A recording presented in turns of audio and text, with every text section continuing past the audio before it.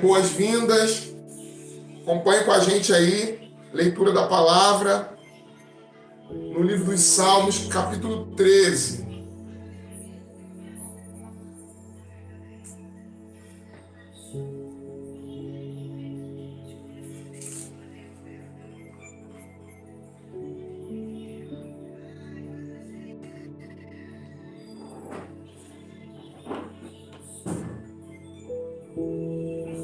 Salmo 13. Vou esperar você achar aí o texto.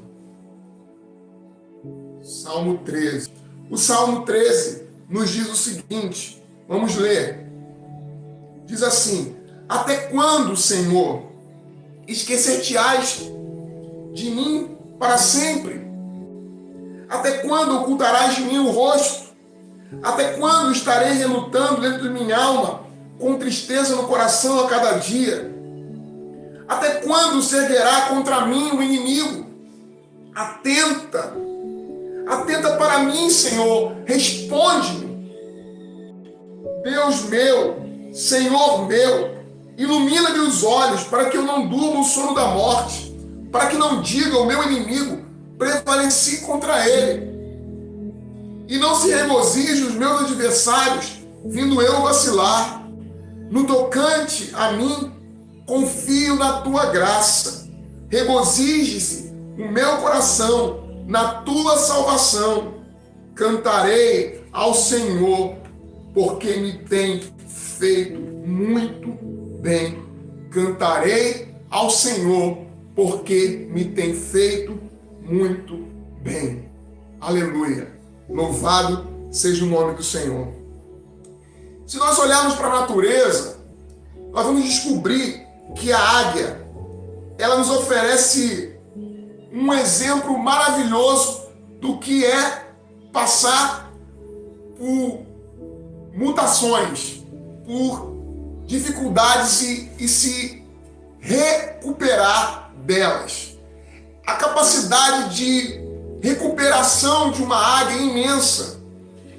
Ela nos ensina a como passarmos por desertos ou situações das mais complexas e encontrarmos um caminho de esperança. É por isso que eu quero falar nessa manhã com você sobre isso. Eu quero falar com você sobre encontrar um caminho de esperança. Olharmos o caos, olharmos as circunstâncias desfavoráveis que nós estamos vivendo hoje, olhar o sofrimento, olhar as perdas e ainda assim conseguir ter esperança a despeito de todas as coisas. As realidades que estão à nossa volta, as circunstâncias, elas são, por vezes, circunstâncias que nos tiram a paz, que nos roubam a alegria, que nos faz perder a esperança, mas o nosso desafio, enquanto irmãos, enquanto servos de Deus, é mantermos a esperança, é mantermos a confiança. Não uma confiança que se descuida ou que não cuida daquilo que nos cabe fazer. Nós estamos em casa, nós estamos cuidando da nossa saúde, nós estamos buscando o melhor para a nossa família.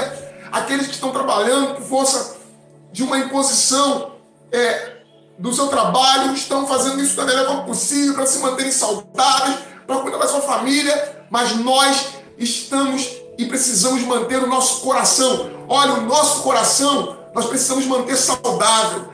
A nossa alma, nós precisamos cuidar dela. E como nós vamos cuidar dela, senão com o nosso coração cheio da palavra de Deus, cheio da graça de Deus, da misericórdia do Senhor. E aí quando nós olhamos para a águia como uma figura simbólica para nós aprendemos que a águia ela sofre uma metamorfose no decorrer da sua vida. Quando ela chega, basicamente, a uma idade já avançada, ela tem que, para sobreviver mais alguns anos, ela precisa automutilar-se, ela precisa arrancar as suas penas, ela precisa arrancar o bico, as unhas, trocar toda a sua penugem, trocar todas as suas penas, para que nasça para que as suas penas possam ser novas, o seu bico possa ser trocado, para que ela ganhe garras novas, para que ela possa conseguir ter resistência, para conseguir caçar para conseguir proteger seus filhotes, para conseguir manter-se viva. Ela precisa passar por um processo que é um processo duro, penoso, de mutilação, de renúncia, de sofrimento, para depois disso tudo viver muito mais anos e melhor, de forma melhor. Se você olhar para esse momento, para essa situação que estamos vivendo, essa situação é uma oportunidade para nós de crescimento, de reflexão, de compreensão do propósito de Deus. E aí nós olhamos para um texto, que é o texto de Davi, nos Salmos. E os Salmos, eles têm peculiaridades muito importantes, porque os Salmos não são manuais de doutrina. Os Salmos, eles não são a expressão máxima da ortodoxia. Os Salmos, eles expressam, sim, a alma humana, os seus conflitos, os seus dramas, o ódio, o amor, o rancor, o perdão, a indolência, a preguiça, o entusiasmo, a fé, o desespero. O salmista, por vezes, diz que está tremendo de medo, que o seu coração está apavorado. O Salmo 42 vai dizer, Davi conversando com a sua alma, ele diz: por que estás abatida, ó minha alma? Por que te perturbas dentro de mim? Ele olha para si mesmo e se vê desesperado, e se vê sem chão, e se vê sem esperança, e se vê com o coração perturbado. Os grandes homens de Deus se perturbam. Eles não são caricaturas perfeitas, eles não são imagens congeladas de heróis de Hollywood. Eles são pessoas de carne, são pessoas que vivem dramas, são pessoas que experimentam fragilidades, são pessoas que experimentam fraquezas, são pessoas que têm debilidades, são homens e mulheres que pecam, que oram, que choram, que clamam, que imploram. E não é diferente aqui no texto. O salmista está expressando a sua angústia, o seu desespero, está pedindo a Deus que faça alguma coisa, está clamando a Deus que seja seu socorro, está confiando na misericórdia de Deus, está expondo as suas vísceras, está expondo a sua alma. Ele clama: até quando, Senhor? Até quando eu irei gritar e o Senhor não irá me ouvir? Até quando eu vou pedir e o Senhor não vai fazer nada? Ele não está perdendo a fé, ele não está com o seu coração perdendo a capacidade de reação. Não, o salmista, ele é um poeta e é um homem que confia em Deus. Ele não é um teólogo sistemático que organiza as coisas. Ele não conta a providência de Deus, ela vai se manifestar na minha vida. Eu sei que o Senhor é soberano. Eu sei todos os clichês religiosos. Eu sei tudo e qualquer outra expressão tradicional que me dê segurança. Mas no momento do desespero, no momento da luta, a única coisa que nós sabemos fazer, ou que pessoas normais fazem, é clamar, é suplicar, é pedir misericórdia, é se colocar em uma posição de quem entende o seu limite, de quem entende a sua fragilidade, de quem sabe que não tem o controle, de quem se acha impotente, de quem olha para si e só percebe fragilidades, de quem olha para si mesmo e só percebe incapacidades, de quem sabe que não tem como lidar sozinho, de quem já percebeu que a sua realidade é fragmentada, é cheia de ambiguidade, é estrada da vida. Não é plana o tempo todo, de que ela tem acidentes, de que nós também passamos por dificuldades infinitas, como todas as pessoas, de que não há um selo que nos protege de tudo e de todas as realidades. Não, pelo contrário, nós também estamos sujeitos aos sofrimentos, às angústias. E mais uma coisa, nós podemos olhar para Jesus e ver que Jesus também é o Deus 100% humano, que carrega em si toda a realidade do que é a humanidade. Jesus, nos dias da sua carne, diz o texto do Novo Testamento, experimentou angústias.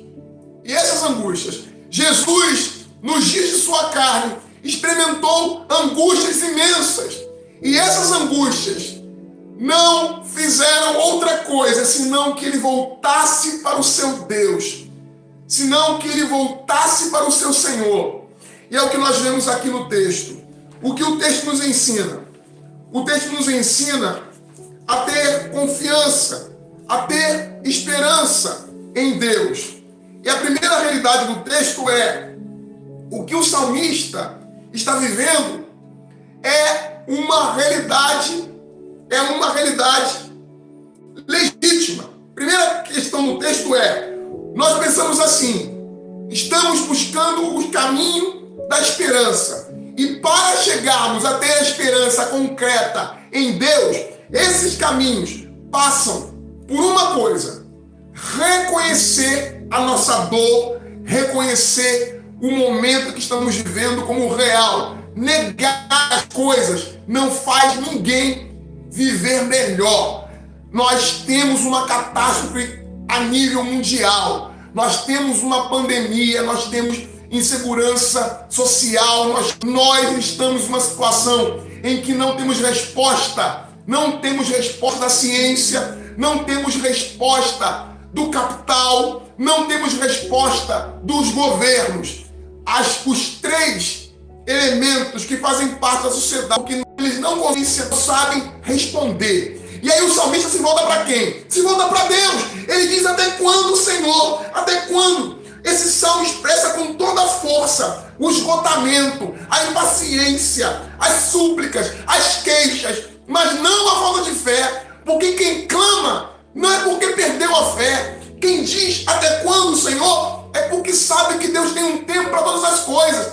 Quem diz até quando é porque já percebeu que cronologicamente haverá um tempo essa história em que Deus restaurará todas as coisas. Quem diz até quando não é porque perdeu a fé, não é porque perdeu a esperança, é porque sabe em quem tem crido. É como diz o livro de Jó, no capítulo 19: o meu Redentor vive e por fim se levantará e me transformará. O salmista sabe que Deus está no controle absoluto das coisas. O que ele está aqui é impaciente. O que ele tem aqui é pressa. E não há nenhum problema. As orações dos crentes não são rejeitadas por serem orações às vezes desajeitadas, que parecem aos nossos olhos que não são tão confiantes assim. Deus não está preocupado com isso. Está preocupado que você dependa dele, que você se volte para ele, que você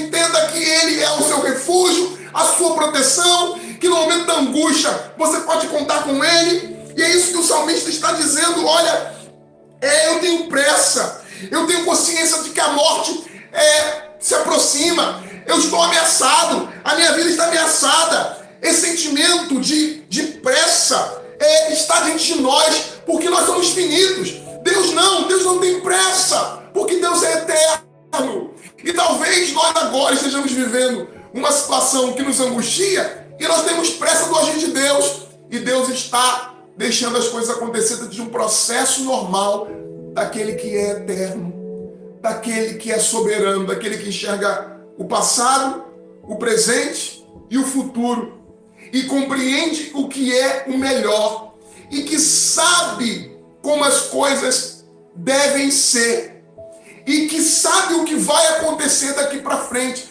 aonde nós vamos chegar.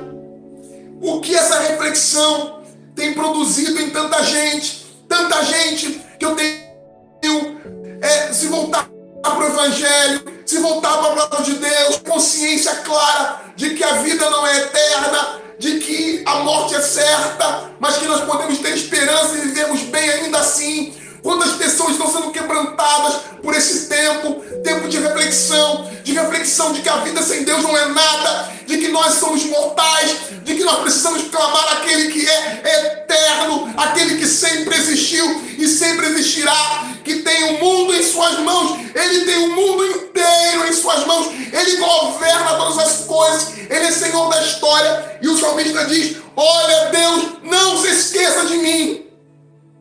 Pode parecer pra gente óbvio que Deus não se esquece, mas os salmistas por vezes lembram a Deus disso. Se você vai para o Salmo 77, você percebe que o salmista diz o seguinte, ele diz assim, olha, 77, versículo 8 e 9, cessou perpetuamente a sua graça, caducou a sua promessa para todas as gerações, esqueceu-se Deus de ser benigno, ou na sua ira terá ele reprimido as suas misericórdias. Lamentações de Jeremias, capítulo 5, versículo 20 diz: por que te esquecerias de nós para sempre? Olha, grandes homens como o profeta Jeremias, como o próprio Asaf, que também nós falamos na semana passada, e aqui o Salmo 13, que é o Salmo de Davi, nos lembram que por vezes a sensação que nós temos é que parece que Deus se esqueceu e de que a nossa dor, ela não importa a Deus. Mas a primeira coisa que você precisa saber é: reconheça que a dor, que o sofrimento é uma realidade, mas reconheça para enfrentá-lo, não para sucumbir. Reconheça legitimamente que a dor é algo que você precisa agora enfrentar, lidar, mas não sozinho, não com o peito aberto, batendo e confiando em si mesmo, não porque você pode, não porque basta você pensar de forma positiva, não, mas porque você tem o Deus da providência, o Deus que intervém, o Deus da história, da vida dos homens e mulheres que confiam nele, e nenhum deles ficou sem resposta. É só você olhar para a palavra de Deus que você vai perceber isso, que eles não ficam sem resposta. Pelo contrário, o Salmo 90 vai dizer, o próprio Moisés, que é autor do Salmo 90, vai dizer: de eternidade em eternidade, tu és Deus. Glória, ele é um Deus fiel. E aí isso nos dá um salto para o segundo argumento que eu utilizo a partir desse texto, que está no versículo 3 e 4. Veja o que diz o texto: atenta para mim, responde-me, Senhor, Deus meu, ilumina os olhos para que eu não durma o sono da morte, para que não diga o meu inimigo prevaleci contra ele, e não se regozije os meus adversários, vindo eu vacilar. Ele está dizendo isto porque ele tem consciência de uma segunda verdade, de que os sofrimentos, eles não são definitivos. Eles não são definitivos e eles não nos definem. Os sofrimentos só permitem passar para o aperfeiçoamento da nossa vida. É o que vai dizer o apóstolo Tiago: nós somos aperfeiçoados por causa dos sofrimentos. É como diz o apóstolo Pedro: o sofrimento nos impõe uma reação, que é uma reação de fé, de esperança, de confiança. Jesus, no Novo Testamento, vai dizer: olha, no mundo tereis aflições. Todos nós ouvimos falar disso, que Jesus disse isso, que no mundo tereis aflições. Mas o que ele diz que importa para nós hoje? Mas tende bom ânimo, porque eu venci o mundo. Paulo vai dizer em Romanos, em Coríntios, ele vai dizer que o poder da ressurreição que levantou Jesus da sepultura é o mesmo poder que está em nós. Por que é que eu não posso e não devo temer o sofrimento, apesar do sofrimento ser uma realidade? Eu reconheço o sofrimento, eu reconheço as crises, eu reconheço as dificuldades, mas eu não cedo a elas, porque eu sei que o sofrimento, eles não são definitivos, eles não determinam quem eu sou e nem determinam minha história. Isso, em breve, o que passamos, as lutas que vivemos, as angústias que sentimos, o desespero que temos, o medo que temos, em breve se tornará passado, porque todo sofrimento é por enquanto, é provisório. Amanhã há de ser outro dia. Amanhã há de ser outro dia. Já a música popular brasileira diz isso: amanhã outro dia, amanhã vai ser outro dia. Você pode voltar para os Salmos também, que diz que depois de uma noite escura, sempre é um amanhecer completamente novo. Você e eu podemos crer que depois de uma noite turbulenta, de sofrimentos, de angústias, nós podemos esperar um dia novo, porque sofrimentos, angústias não são definitivas. Deus tem um tempo. Sabe qual é o tempo de Deus? Não é o Cronos. O tempo de Deus é o Kairos. O Kairos é o tempo perfeito para todas as coisas. Há uma doutrina importante que eu e você podemos ter agora na nossa mente, que é a doutrina da providência. A doutrina da providência diz que todas as coisas dão para os seus eleitos, os seus santos, em nada ficam sem proteção, sem cuidado. Há uma doutrina que está atrelada a ela, que é a doutrina da perseverança dos santos. Ou seja, os santos irão perseverar mesmo na tempestade. A tempestade está turbulenta, está muito forte, mas nós podemos esperar em Deus, em Jesus Cristo. Olha, eu fico apaixonado pelo Evangelho, mas por um texto muito específico eu tenho uma verdadeira fixação. E sempre que posso, eu descrevo esse momento em que Jesus vive com seus discípulos. Quando há uma tempestade, Jesus está num barco com seus discípulos. Lembre-se disso. Lembre-se disso comigo, para a gente nutrir nosso coração de esperança. Os discípulos, os apóstolos, todos eles estão lá, num barco. E acontece que começa a tempestade no mar ameaçá-los. Há uma turbulência de ventos, há uma turbulência na água, há aparentemente algo que ameaça a vida deles. Eles sentem medo, porque é normal que sintamos medo. O medo, ele até é natural, dentro de um limite. O problema é o medo que nos paralisa, que nos destrói, que nos torna impotente, que nos torna frágil, que nos adoece.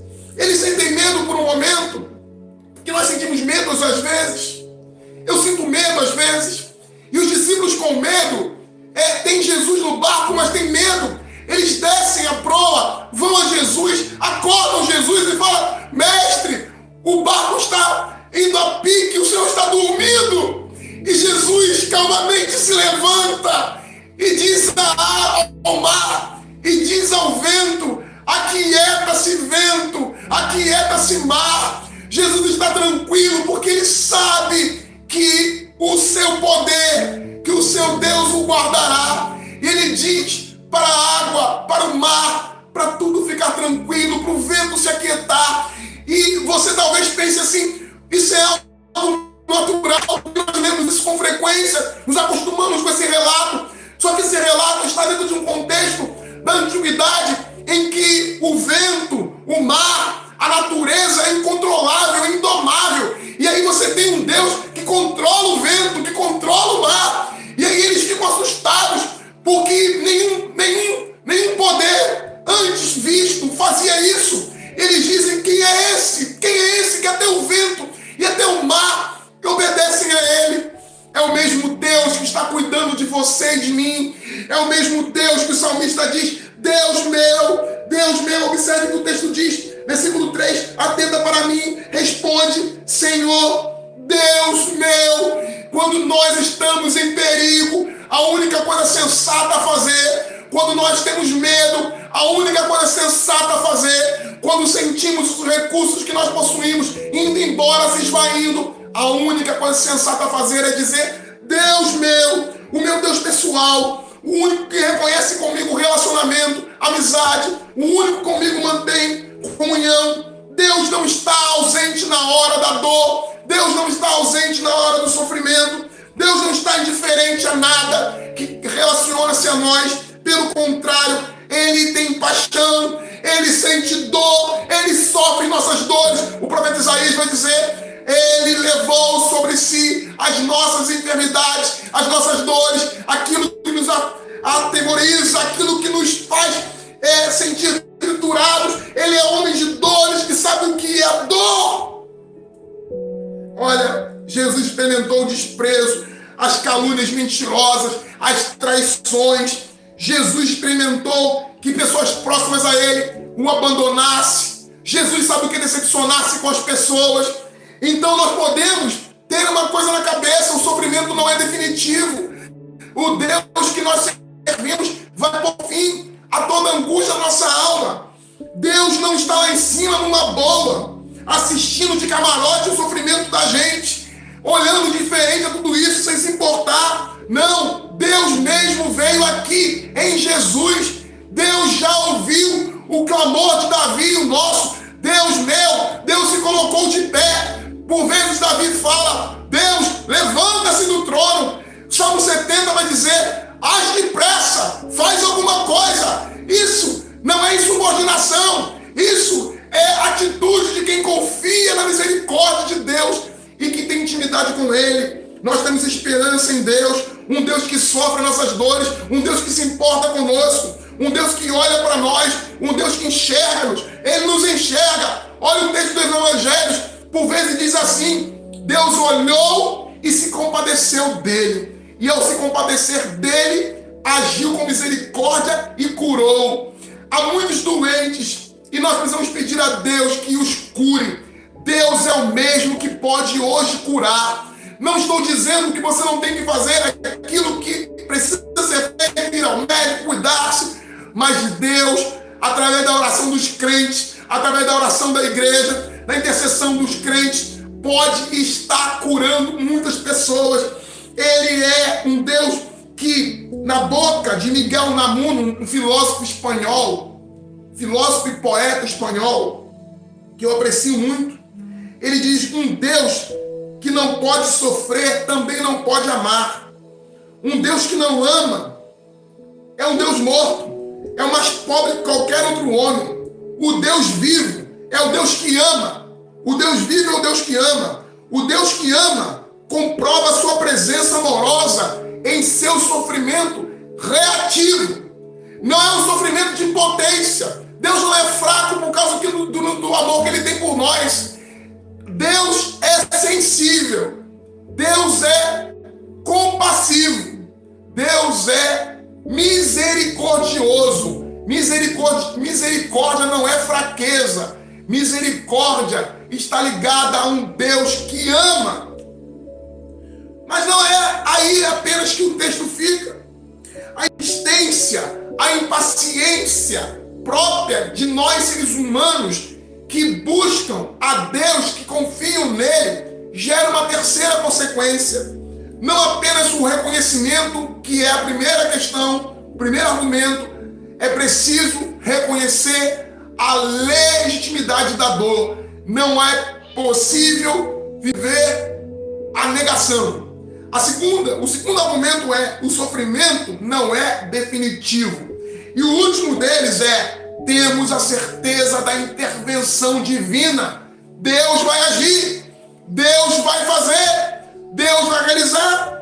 Veja o versículo 5 e 6, o que dizem eles, no tocante a mim, diz o salmista, confio na tua graça. Veja que o Antigo Testamento inteiro é a manifestação da graça de Deus. Enganoso é o homem que acredita que é somente no Novo Testamento que a graça se manifesta. A graça se manifesta do Gênesis ao Apocalipse. E é isso que o salmista diz: no tocante a mim, confio na tua graça. Regozije-se o meu coração na tua salvação. Cantarei ao Senhor, porque me tem feito muito bem. Olha, o salmo termina com a certeza da intervenção divina. O salmista termina dentro de um processo libertador, uma certeza inalterável de que Deus agirá, de que Deus porá fim à sua vida, de que fim o sofrimento. O sofrimento, que é momentâneo, também tem um propósito, também tem um sentido. O salmista diz: confio na tua graça, o meu coração se alegra na tua salvação. Isso denota a ação do mais forte, que vem ao encontro do mais fraco. O mais forte que vem ao encontro do mais fraco, e que não o deixa sozinho, e que não se faz de desentendido. O Deus a quem nós entregamos a nossa vida, Ele sempre está disposto a ouvir a nossa oração. A face de Jesus, que diz em Lucas capítulo 11, versículo 10 e versículo 11, que diz: pedi e dá-se-vos-á, buscai e achareis, batei e abri-se-vos-á, pois todo aquele que pede recebe, o que busca encontra, quem bate abre-se-á a porta, aquele que está procurando há de receber, porque Deus é fiel. Não significa que todas as coisas que nós desejamos, Deus irá nos dar, mas aquilo que é bom e edifica a nossa vida e que nos tira do desespero, Ele fará, porque nenhum pai quer que o seu filho permaneça vivendo e sofrendo. Um pai quer tratar do seu filho, e às vezes o sofrimento é o tratamento de Deus, mas ele jamais é definitivo, e nós temos a certeza da intervenção de Deus. De Deus. O que Deus faz é agir em nosso favor. Precisamos admitir isso a nós mesmos, não de forma apenas intelectual, racional, mas também emocional. O nosso coração precisa estar tomado de certeza e confiança em Deus. Precisamos ser impregnados com esse sentimento, com essa certeza. Algumas pessoas confiam em Deus porque colocaram na cabeça que as coisas funcionam dessa forma. E às vezes ter as palavras certas na hora certa não é suficiente. É preciso que ela chegue ao coração. É preciso que na linguagem dos antigos ela venha e toque os nossos intestinos, o nosso estômago, os nossos rins. A ideia dos antigos, quando falam isso, é de que as nossas vísceras sejam atingidas. É a ideia de quem tira a coisa da racionalidade, da expressão vazia, da boca que fala, que muitas vezes não crê, das leituras rápidas da Bíblia que nós fazemos, leituras rápidas que não tiram consequências e que não se importam em tocar em nós, porque nós simplesmente repetimos jargões religiosos sem entendermos as consequências disso. Deus está cuidando de cada um de nós. A confiança em Deus pode parecer absurda agora. As coisas que nós pedimos a Deus podem parecer absurdas agora. Aquilo que estamos vivendo pode ser uma dor que parece não ter sentido. A angústia que sentimos pelos nossos familiares. Vemos gente justa sofrendo e padecendo. Vemos um país vivendo crises sistemáticas. Tudo isso pode parecer algo que não vai ser mudado, transformado. Mas a nossa esperança está em Deus, na intervenção dele. Como diz lá em Romanos, capítulo 1, a nossa oração. E quando não sabemos como orar, Ele intercede por nós com gemidos inexprimíveis. Concluindo, meus irmãos, o nosso sofrimento, o sofrimento do nosso próximo, ele não pode ser relativizado. O sofrimento não pode ser relativizado, ele não pode ser subestimado. Nós estamos vivendo um período difícil, duro. Nós estamos chorando, uma nação chora. Nós estamos de luto pelas vidas que se perderam. Mas nós sabemos que Deus não perdeu o controle de nada. Deus está permitindo a dor, está permitindo a ferida, mas como diz Jeremias, aquele que faz a ferida é aquele que cura a ferida. Ele vai curar nossa nação, Ele vai curar o nosso povo, Ele vai ouvir nossas orações porque Ele é fiel. Não subestime o problema, não subestime a dor, reconheça a dor, reconheça a sua angústia, o seu medo, mas também creia que a sua dor é temporária, não é para sempre. Há um Deus no controle, há um Deus trabalhando por você, há um Deus que põe anjos ao seu redor para lhe proteger, há um Deus que não desistiu de mim, de você, há um Deus que permite o sofrimento porque nós não estamos vivendo uma teologia mentirosa, enganosa, que baniu o sofrimento, que baniu a realidade. Nós lidamos com a realidade, mas a realidade espiritual está acima das realidades humanas. Nós confiamos em um Deus que interfere na história. Nós confiamos em um Deus que intervém na vida. Nós sabemos que Ele é poderoso e que a nossa fé pode estar firmada nele, a despeito de tudo que as pessoas dizem, das perspectivas mais negativas, nós temos esperança, nós temos confiança. Aquele que levantou a Jesus dos mortos, aquele que estava morto e que no terceiro dia se levantou, no domingo pela manhã, se levantou dos mortos, nos dá garantia de que o mesmo poder que levantou Jesus dos mortos, o mesmo poder que levantou Jesus da sepultura, o mesmo poder que impôs uma derrota definitiva sobre a morte, disse a morte: ó morte, onde está a tua vitória? É o mesmo Deus, é o mesmo poder que está sobre nós para resolver as questões que nós agora achamos que são impossíveis de serem resolvidas. Esse mesmo poder nos dá garantia de um Deus que não se cala diante do sofrimento, das privações, do desespero, da angústia, minhas, pessoais, coletivas, do país, da nação. Nós temos um Deus, Ele está governando, Ele está no trono, Ele é soberano, Ele cuida de mim, Ele cuida de você, Ele é fiel, aleluia, glória a Deus, Ele é fiel. Nós podemos olhar e dizer até quando, porque o nosso coração, ele é ansioso por vezes. E aí, nós perguntamos até quando? Porque nós temos pressa. E nós perguntamos até quando? Diante da pergunta, até quando?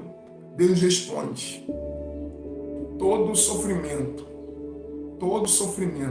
é temporário. A noite pode ser escura, mas o dia, amanhã seguinte, há de ser de esperança. Nós temos garantia de que Deus intervém. Deus não fica sentado olhando a nossa desgraça. Deus se importa. Se até agora você não viu os sinais do agir de Deus, mesmo assim se mantenha firme, se mantenha confiante. 3 dias foi o tempo que demorou para que Jesus levantasse da sepultura. Eu imagino o sábado. O sábado deve ter sido o pior dia, porque na sexta Jesus morreu. No sábado, ele permaneceu na sepultura todo o sábado. Mas sempre chega o domingo. Sempre chega o domingo. Até quando, Senhor? Até quando a misericórdia dele? Até quando o amor dele se manifestar? Porque ele é o nosso Deus. Aleluia. Que Deus nos abençoe. Amém? Vamos falar com Deus. Deus Pai, Deus Filho, Deus Espírito Santo. Toma, Pai, cada vida em tuas mãos. Tem, Senhor, misericórdia dos teus servos. Tem, Deus, misericórdia da tua igreja. Ó Deus, tem misericórdia de todos que aqui foram colocados, que têm, ó Deus, enfrentado lutas terríveis. Ó Pai, em nome de Jesus, tem de misericórdia do teu povo, da tua igreja. Cada enfermo, essa peste que se propaga. Ó Deus, põe freio a essa peste. Há enfermidades que têm, ó Deus, trazido medo, intranquilidade aos teus servos. Tende misericórdia dos teus filhos. Tende misericórdia dos teus filhos. Tende misericórdia dos teus filhos. Traz paz aos corações que estão enlutados. Traz paz aos corações que têm familiares enfermos. Cuida, Senhor, de cada um dos teus servos que tem enfrentado lutas terríveis. Oração aqui, cada pedido que aqui foi colocado, cada vida nós colocamos em altar. Tende misericórdia, tende misericórdia, tende misericórdia, tende misericórdia de cada um. Tende misericórdia, ó Deus eterno, tende misericórdia, ó Deus de poder, tende misericórdia. Tu és o nosso Deus, está enferma, nos hospitais, em casa. Ó Pai, toma em tuas mãos aquele que está desanimado, ó Deus que está enfrentando, que está passando por dificuldades. Ó, também, ó Deus, aqueles que estão com seus negócios parados, aqueles que estão, ó Deus, com as suas contas paradas, com o seu trabalho, sem saber o que fazer, que está, ó Deus, com seus negócios em dificuldades. Abençoe essas vidas também. Abençoe, Deus, essas casas. Abençoe essas famílias. Abençoe os governos municipais, estaduais e federais. Abençoe a cada um. Abençoe e cuide de cada pessoa. Nós pedimos em especial pela vida do pastor Denis, pela vida da irmã Evelyn, as suas filhas e toda a primeira igreja, que a nossa igreja, a primeira igreja de Nilópolis, receba a bênção do Senhor, bem como todos os familiares dos teus filhos. Tende misericórdia, cuida deles, abençoe as nossas vidas, ampare-nos, cuide de nós, é o que te pedimos, em nome de Jesus, o teu Filho, é que nós suplicamos a tua misericórdia, em nome de Jesus. Amém e amém. Que a bênção do Deus Pai, que a bênção do Deus Filho, a bênção do Espírito Santo repouse sobre vós, a graça, o amor e a comunhão e o poder do Espírito Santo esteja sobre cada um, agora para todos sempre, que todos digam amém, amém e amém.